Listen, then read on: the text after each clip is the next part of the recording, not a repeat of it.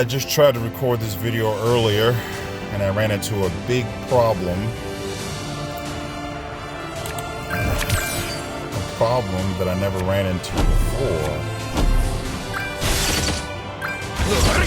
And I will explain what that problem was when I get there.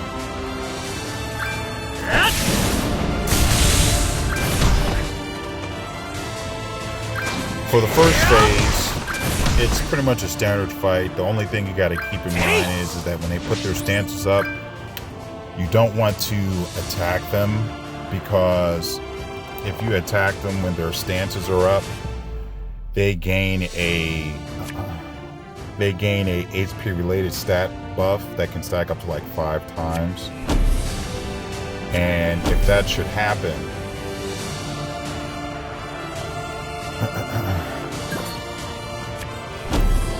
if it should stack up to 5 times, they start recovering all their health after on the next turn, on their turn. So you don't want that to occur. So you want to remove their stances before you attack, provided that you have, stance removal skills.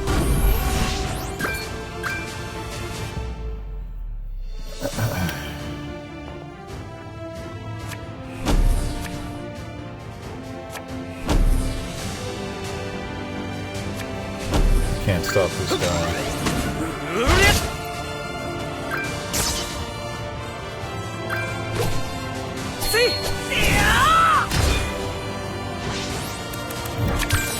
Should have probably saved the skill.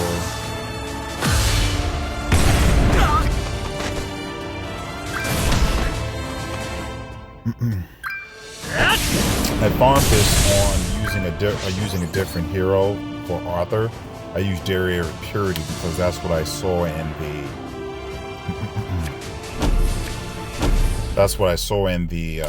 rankings. I'm using Arthur now mainly because I thought that his ultimate would be able to get over 300 or 300,000 in one hit, but I've come to learn that that's not the case.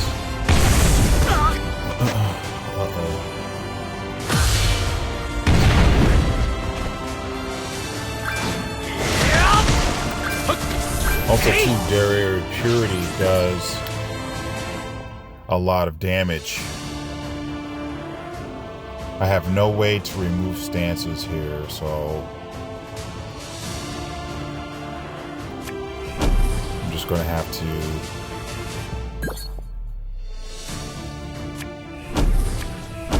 do it like this.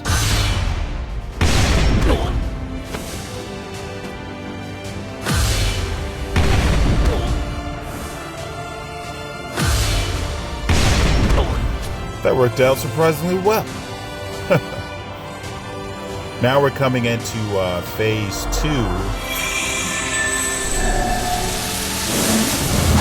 Phase 2,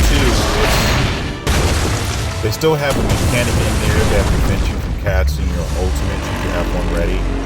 But it's not as bad as it was for Escanor. What it is that Grimoire has a unique passive, where when he enters battle, decreases the enemy's ultimate move gauges by 5 orbs when the hero participates in battle. Now that I'm in this phase, what I wanted to convey was that Gilthunder, he has this passive where he increases HP related stats by 10% at the end of the ally's turn. That apparently stacks up infinitely. So you have to get rid of Gilthunder ASAP, or else he will get to the point where you won't be able to take him down, even after casting all your ultimates.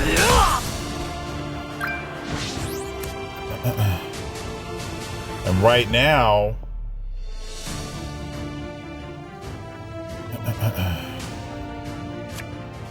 I need to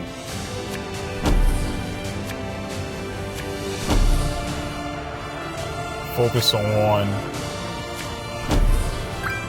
getting Galtha ready so he can do some damage, and then hopefully be able to finish off Guild Thunder.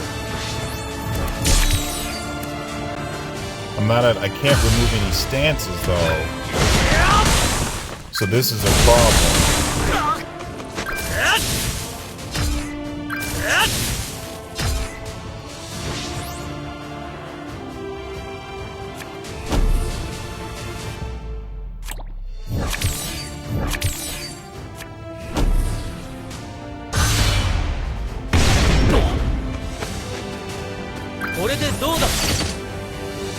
I have to do a whole bunch of AoE, hopefully get rid of Guild Thunder before he gets his HP related stats up too high. Can't remove any stances, so this is the best that I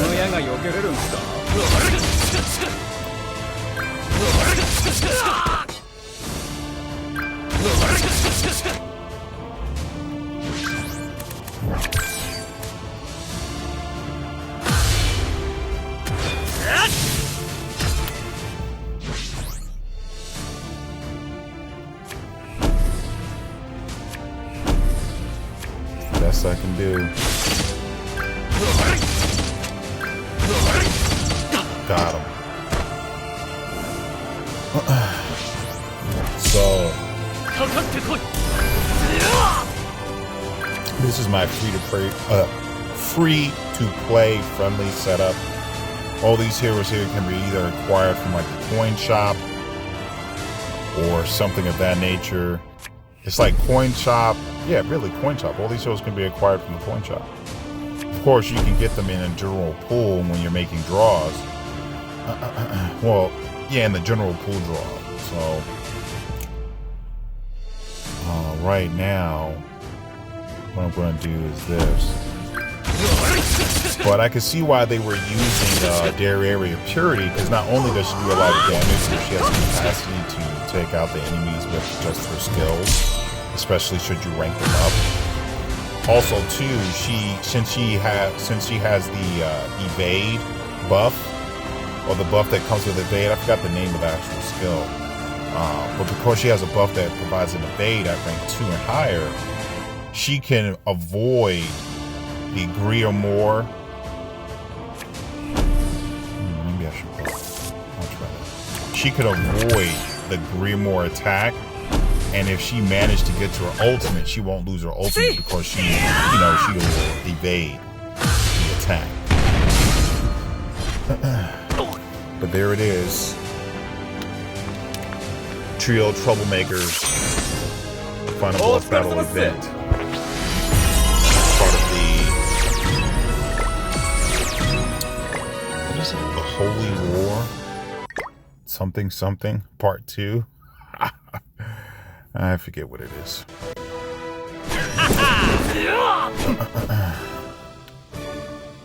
Let me just make it quick.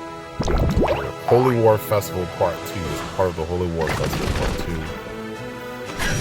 Come to give a little bit of a breakdown. The stages, they only go up to extreme, and they provided a normal. Before it was just hard, extreme, and hell, but now there's normal, hard, and extreme. I'm not too sure if this will continue in the future, but this is what's currently going on right now. Also, too, the rewards for the stamina that you spend, you're still getting the same amount of tokens as if it was hard, extreme, hell. So I think this is it's good that they kept it this way. So this way, for the content, for the varying degrees of content, people are expecting a certain amount of tokens. So you don't want to, reduce the amount of tokens they are used to acquiring. In this particular case, the stamp cost is reduced, but you're still getting the same amount of tokens as you would normally. So I think that's good as well. I think after the Escanor, they just needed to make something that was just fun to play. Something that people could just do without it being just like a daunting, tedious task. So I think that's a good direction to go in. To go to my team that I use for this, if I go to heroes, Or what I like to do is to go to the and then click on it and start. You know, again, free to play friendly team. Galther you can pick up from the Platinum Coin Shop. Wind Height also too can be picked up from the Gold Coin Shop. Or actually no, the Silver Coin Shop. And Arthur can be picked up from the Gold Coin Shop.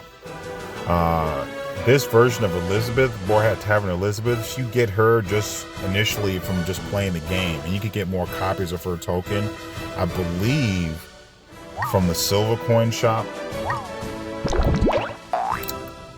Let me see here if that's the case.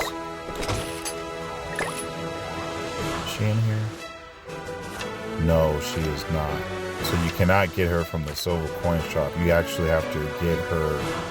If you don't, for whatever reason, if you don't do the Boarhat Tavern task, you will have to just do general pool draws to get her. So let's just go take a look at their equipment real fast. You know, Galther, I recently just got him in All You Are for him. Take a look at their skills. Disable attack, increase skill ranks, deplete orbs, increases attack, increases all allies attack by 10% at the start of next turn if the hero doesn't take damage. So let's take a look at Wind Height. For Wind Height equipment, I basically just put him in Guild Thunder's equipment. So this is equivalent to being SSR on Wind Height. Take a look at his skills. Remove stances. Oops, did I click on that one? This one, disable attack skills. This is his ultimate. His pierce. Increases the pierce rate by 8% at the end of every turn. Let's take a look at Arthur. Everyone should be familiar with Arthur, but I'm just going to click on it anyway. Equipment. He's in his own equipment, which is just usually R-grade equipment. And then his skills, disable recovery skills, the buff, Royal Sword, and his Sever ultimate. Increases human allies HP related stats by 15%. I mean, another good thing about Arthur is since he does have that buff for immunity, since he has the buff for debuff immunity, it's good because Grimoire likes to go around decreasing attack in phase 1. So by having that, having some debuff immunity is helpful definitely in phase 1, and I believe in phase 2 he likes to drop defense. Can't really remember. So let's go ahead and take a look at Elizabeth. Elizabeth, her equipment, she's in her own equipment, which is just R-grade HP defense. That's her ultimate rejuvenates. She has a heal skill, disable attack skills, and if everything goes according to plan, she should never come into battle. Allies heal for 10% of max HP at the start of the next turn when taking damage. She just sits in the background, healing everyone. And so that's pretty much the fight.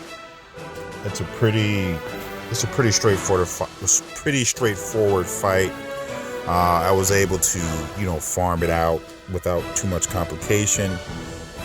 Like I mentioned before, I think the fact that this final boss battle, this event final boss battle is a little bit easier than, or special final boss battle. I guess event, special, same thing. It's a little bit easier than the Escanor, and I think that's good to help keep people from being too fatigued.